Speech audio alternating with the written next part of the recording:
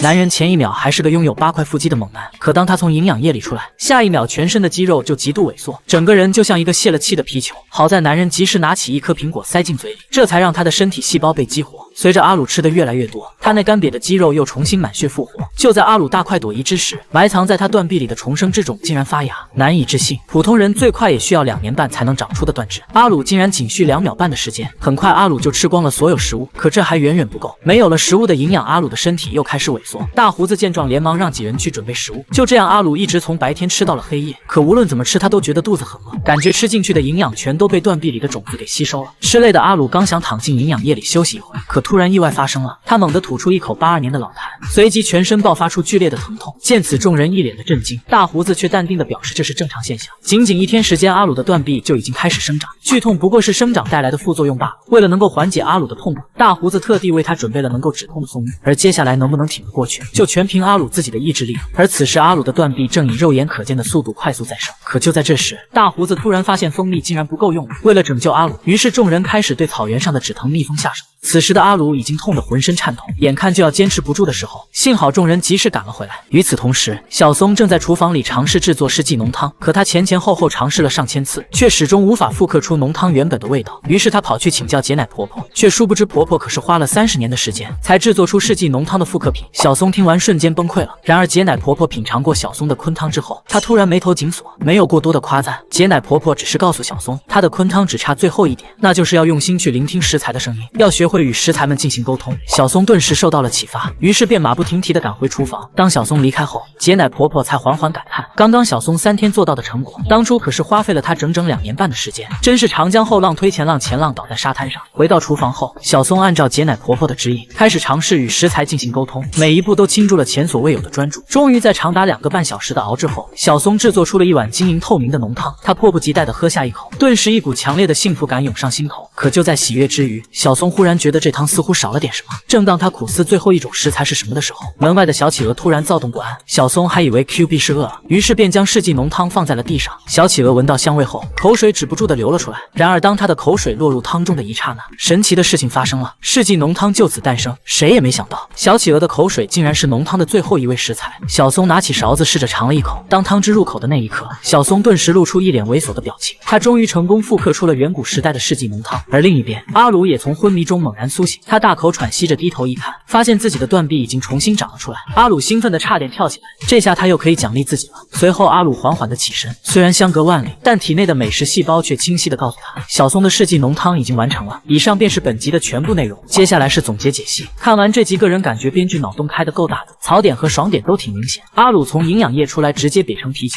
靠猛吃食物回血，断臂里的种子发芽快得离谱，普通人要很久才能长出来，他眨个眼的功夫就长起来了，但代价是吃多少就要喂给胳膊多少，过程虽然痛苦，好在最后总算长出来了。而另一边，小松熬汤尝试了上千次，请教解奶婆婆，聆听食材心跳，结果折腾半天，最后一味料居然是小企鹅的口水，简直离谱到家。最后阿鲁隔空感应到汤好了，2条线马上就要汇合，虽然设定很扯，但就是让人忍不住想要看下去。